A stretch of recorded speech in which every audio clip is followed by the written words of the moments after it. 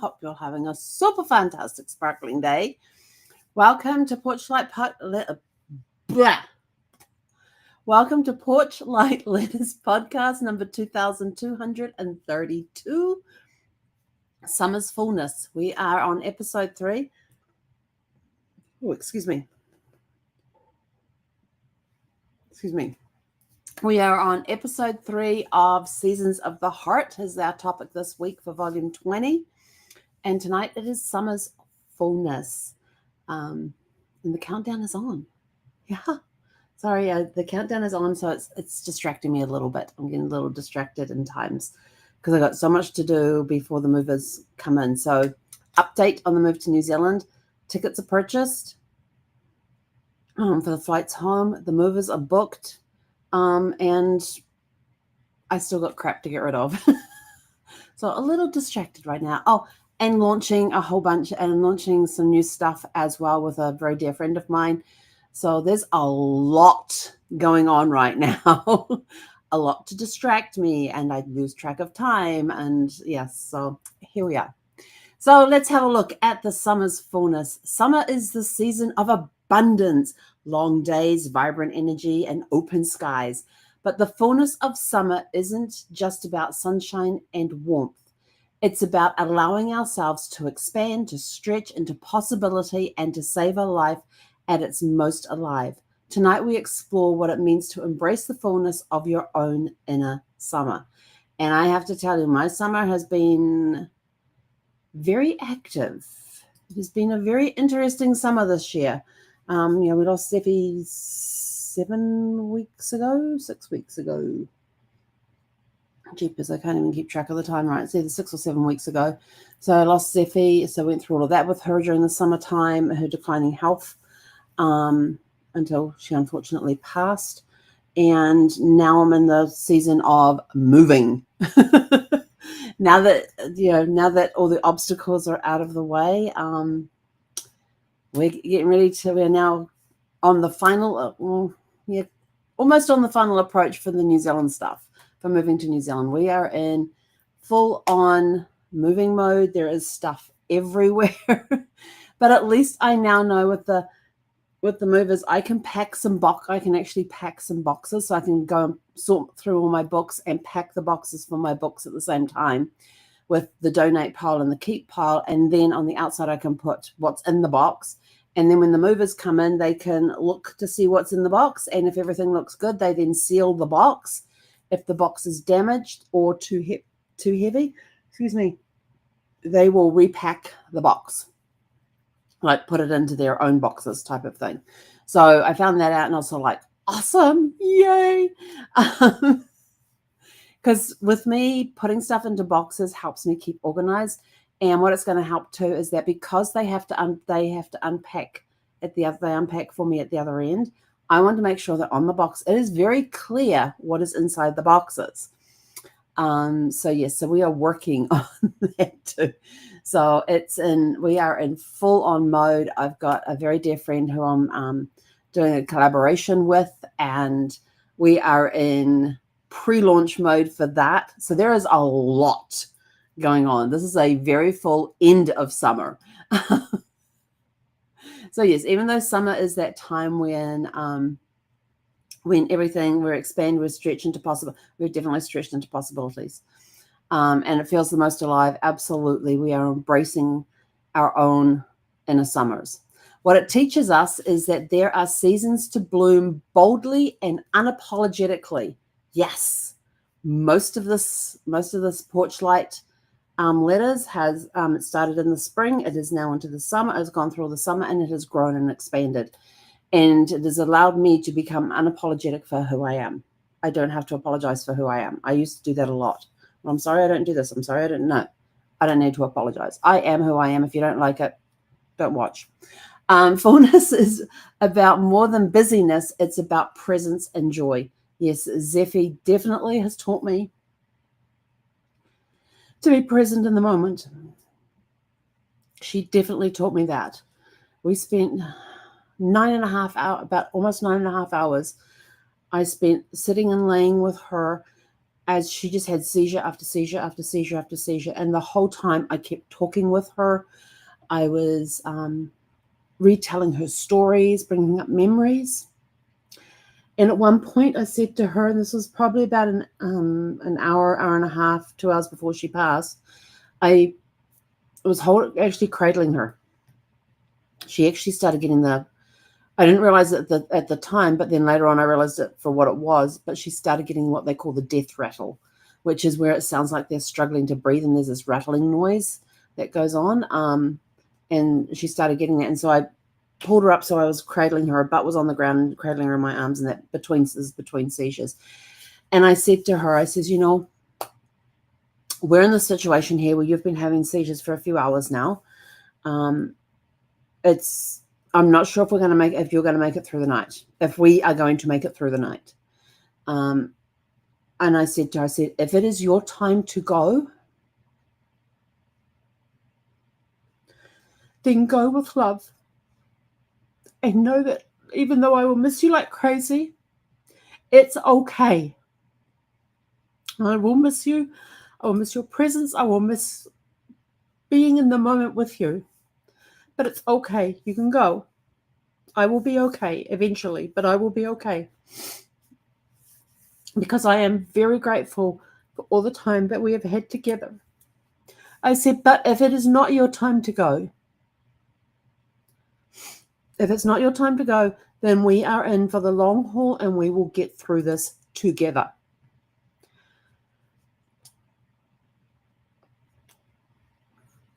So that's what I told her. And then, because she passed later on that morning, but I told her that several times during the thing and kept retelling funny stories, times that we had together where we were present together and we were enjoying the moment, like being out on walks and stuff. And her constantly, she loved flowers.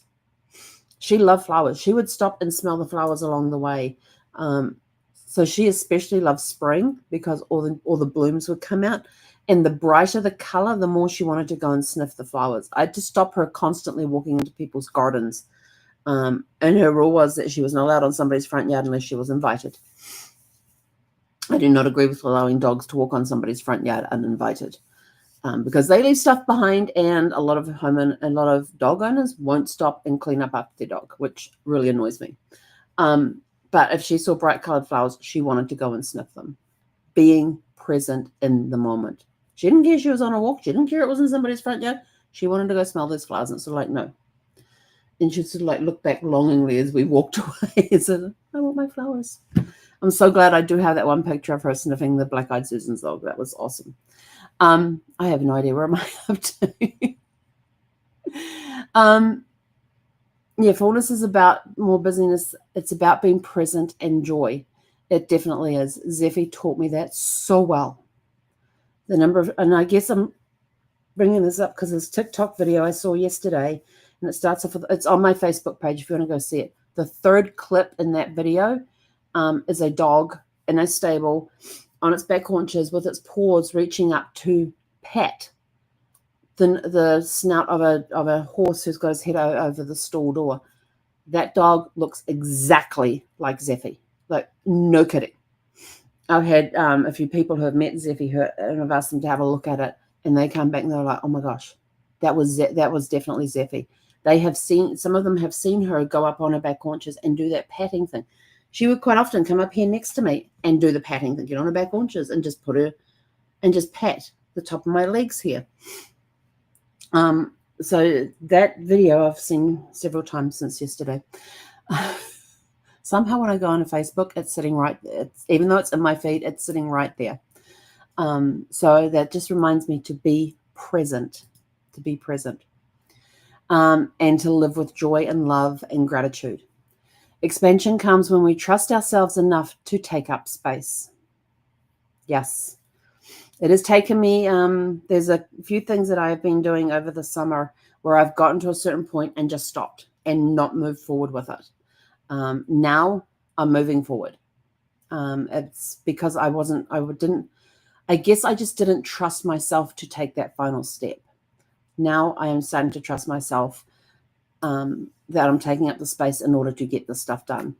Living wide open starts with saying yes to what nourishes you. What nourishes you? Ask yourself, what nourishes me? And what happens when you step fully into the opportunities life places before you? I am starting to learn that now. There was a lot of opportunities at the beginning of summer where I went so far and then I stopped because I didn't trust myself to take that next process. Now that I am in a space where I'm trusting myself, all that work that's already been done is now, I just have to go back and refresh the memory, and we are now moving forward with stuff. As you'll find out in a week or a couple of weeks, we have a new thing that's about to be launched. Stay tuned. That's all I can tell you. Stay tuned. We allow ourselves to experience joy without hesitation. I love to laugh.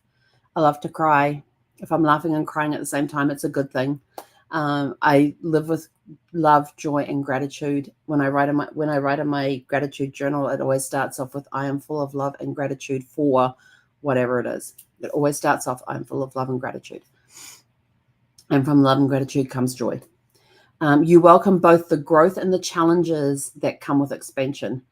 Oh yeah, there's been a lot of growing this summer and a lot of challenges this summer, and definitely I am grateful for going through those experiences. You begin creating from a place of energy, not exhaustion. The last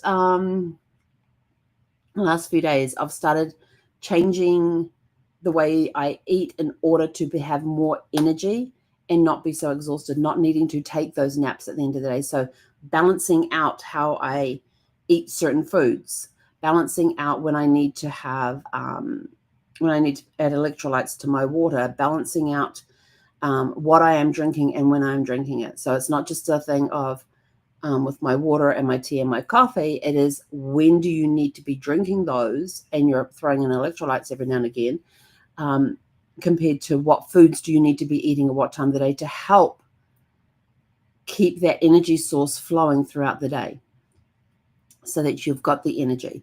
There are times in the day I get so exhausted, I almost fall asleep at the desk. For some reason in mid-morning, there seems to be a time for that.